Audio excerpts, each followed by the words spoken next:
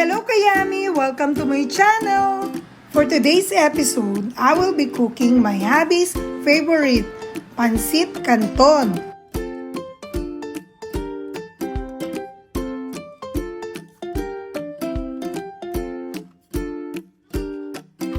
Let's start by soaking the shiitake mushroom in a warm water for a minimum of 30 minutes to 2 hours. Then wash good all the vegetables, the celery, the carrots, the celery leaves, the broccoli, and the snow peas.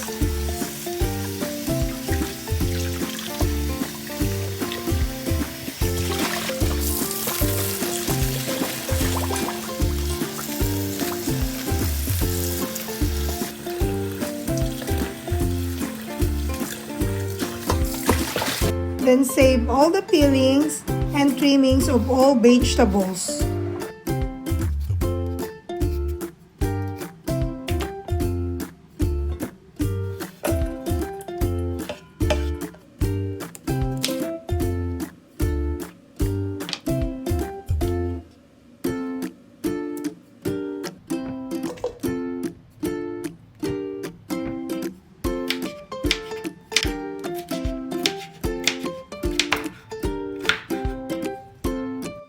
After an hour of soaking the shiitake mushroom, squeeze, slice, and remove the hard part stem.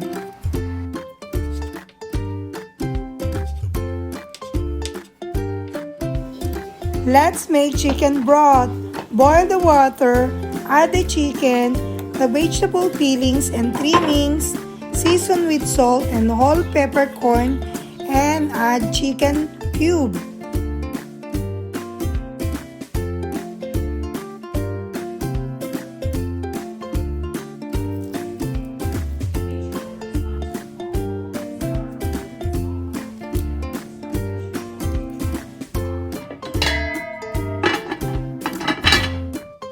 Let's blanch the Pancit Canton noodles. Boil the water, then put the noodles for about 30 seconds, then strain and wash with water one time. Put some oil. I use peanut oil.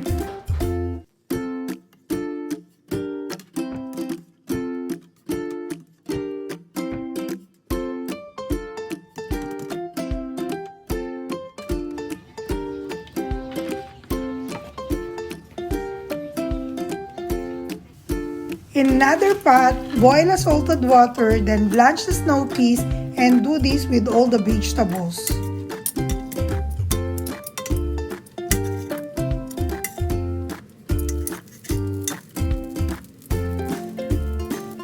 After blanching, transfer in a ice-cold water to stop cooking.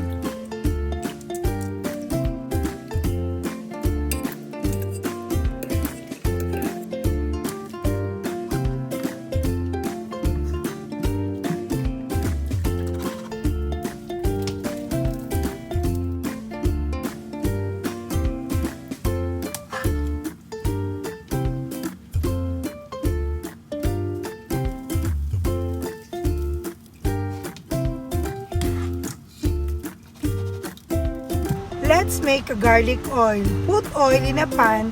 While the oil is not yet hot, put the garlic to infuse the garlic flavors.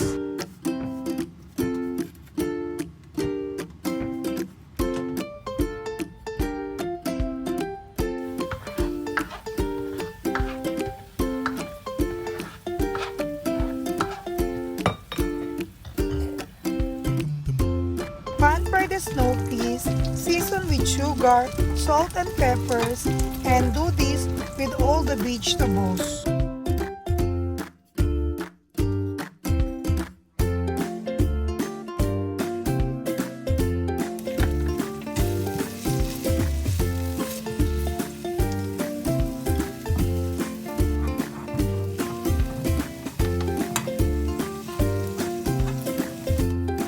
Pan-fry the chicken meat, season with sugar, salt, and pepper. Fry until totally cooked, then set it aside. Pan-fry also the shrimp balls or any toppings of your choice.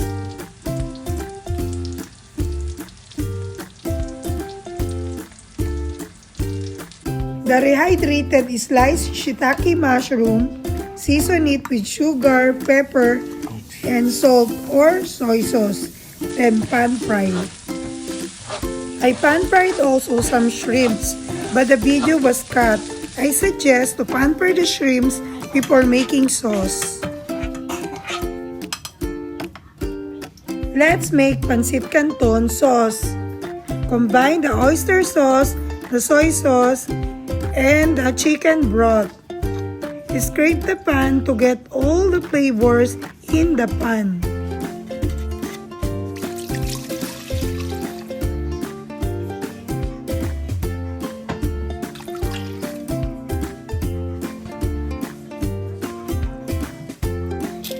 Season it with freshly ground pepper.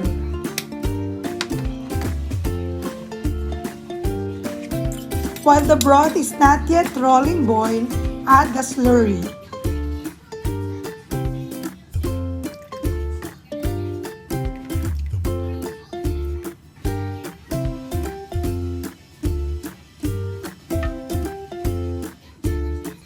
Taste and adjust the seasoning according to your liking. I add chicken cube to enhance chicken flavors.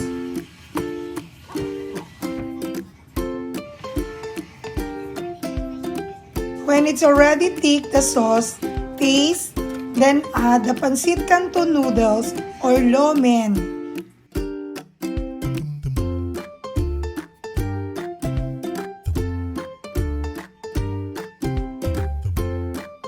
Toast good the Pancit Canton noodles or lo mein with the sauce. Regularly check the noodles if it's already tender or cooked.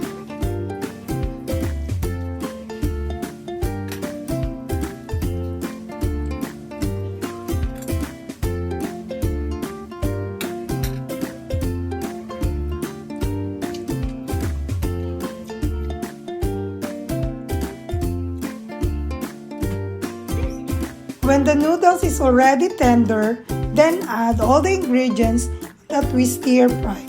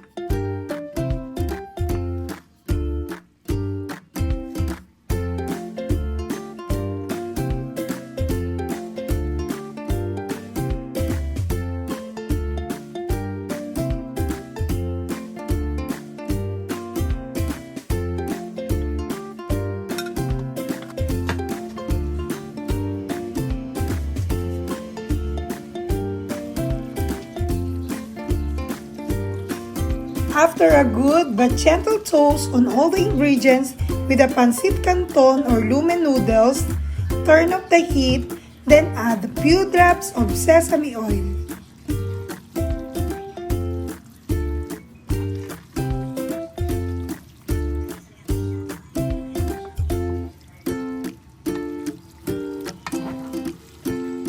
Here's my version of Pancit Canton or lumen noodles. Yummy!